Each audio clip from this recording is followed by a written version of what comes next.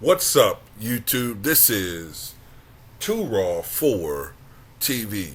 Alright, so before I get into this video, I want to thank a subscriber for showing love to the channel. Much respect to Noah for the donation to the channel via the Cash App. I'm trying to figure out what your note is asking me. I think you're asking me, would I be willing to be recorded audibly, I guess over the telephone, like as an interview or talking sports. I mean, I'm going to be honest with you. I would have to have some type of rapport with you for a while, because there are people out here that don't. I'm not accusing you of this, but I'm just saying there are some people out here who don't like me. They could conceivably chop up what I'm saying, make it seem like I'm saying something else, put it online and try to ruin me or something. I could be saying something and then just chop up a few words and have me saying something completely else. You know what I mean? So, say I could say something like, I think that when you're talking about politics, some people love politics.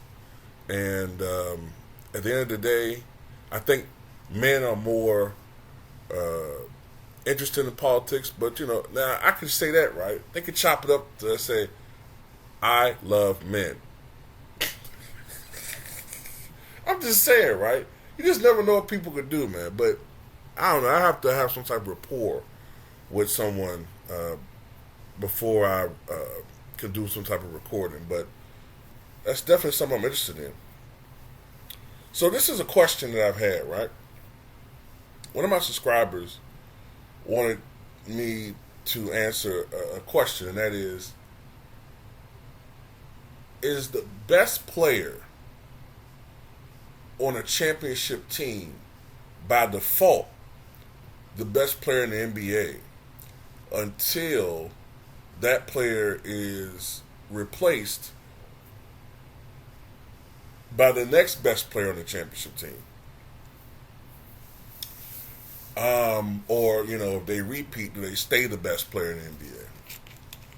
That's a good question. Well, I think that, of course, winning a championship will greatly elevate your exposure, right, in the media, usually.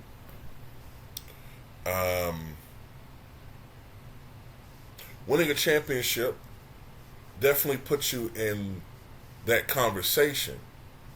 But to me, for you to be considered the best player, if you win a championship, is that you already have to be in that conversation before. Like, you could definitely make an argument, I guess, when Steph Curry and the Warriors won their championship last year, and the way that Steph Curry was playing in the playoffs, and him playing so big in the finals, and him finally winning Finals MVP, yeah, you could definitely make a case that maybe he was the best player in the NBA at that time. Now, did the media portray him as the best player? No. This is what they were doing. And tell me if I'm wrong or not.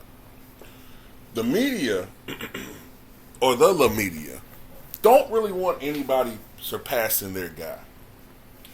So instead of calling Steph the best player in the NBA, what they started doing was using a historical analysis or reanalysis. Well, does this put Steph up there with LeBron on Mount Rushmore? Does this make him the second best point guard? Oh, has he even passed Magic as the best point guard? They weren't asking the obvious.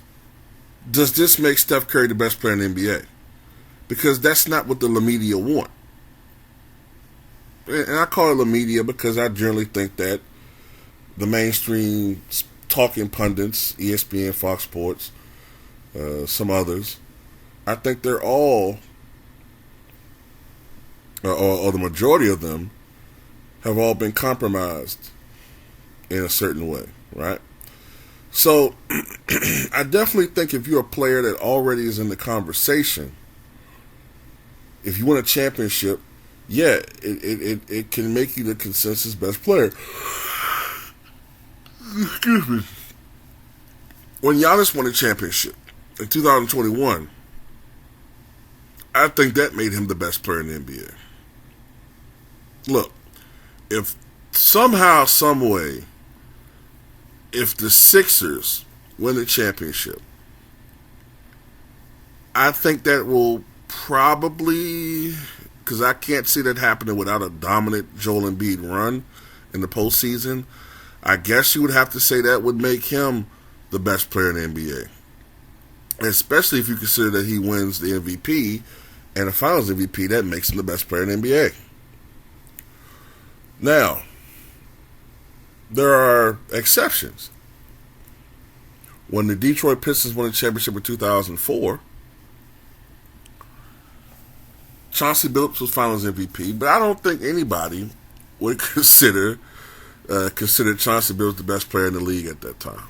You know, they were a very good team, all on the same accord, led by a great defensive anchor in Ben Wallace, a great post player, post scorer in Rasheed Wallace, clutch player as far as getting much needed easy buckets or easier buckets when needed down the clutch, especially considering in that era, scoring was kind of scarce, so you needed a guy that can get you easier buckets.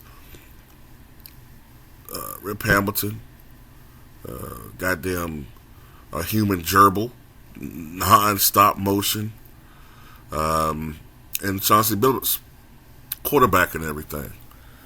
But they didn't have any guy that you would say is the best player in the NBA or even the most dominant. No. So there are exceptions. So yeah, I guess I'm pretty much saying if you are a player that's already considered one of the best in the NBA, top 5 most definitely, top 10 I guess puts you there too. If you're the best player on a championship team, and especially if it can be argued that you have really been impactful, not just in that series, but in the playoffs in general, and you win a championship, then yeah, I believe that could constitute you being the best player in the NBA. We saw that with Magic Johnson and Larry Bird and Michael Jordan. They were considered at times the best player in the NBA. Now, Isaiah Thomas is another special case. Isaiah Thomas, when he won championships in 89 and 90, the first year Joe Dumars was Finals MVP, the second year Isaiah Thomas. Now, at that time, Isaiah Thomas was still a great player, but he wasn't quite what he was from his rookie year to about 87. Ironically, as the team around him got better, Isaiah slowly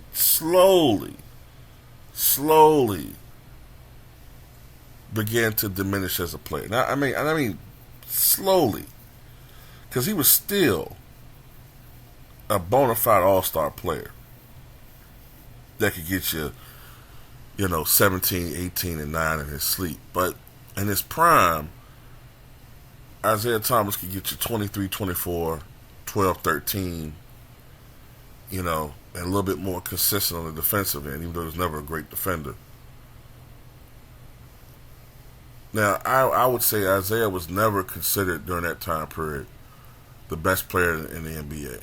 I think the best case he ever made was 84-85 when he set a then record for assists in a single season, 1,123. I think he averaged 13.9 assists per game. That's probably the only year where he may have been in the conversation for best player. But he never won the league MVP. And after 86-87, he was never again in the top 10 in MVP voting. So there are exceptions. It depends on the situation. You know what I mean? It depends on the situation.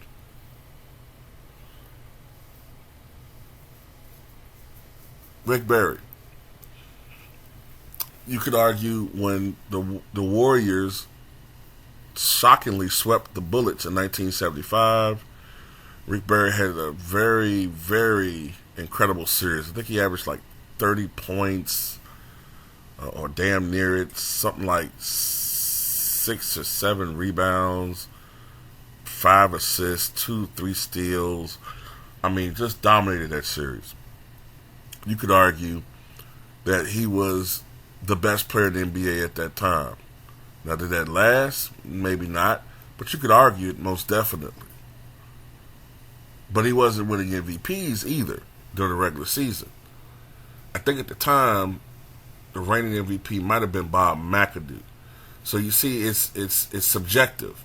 So anyway, that's just my take on it. I think sometimes the player who's the best player on a championship team is the best player.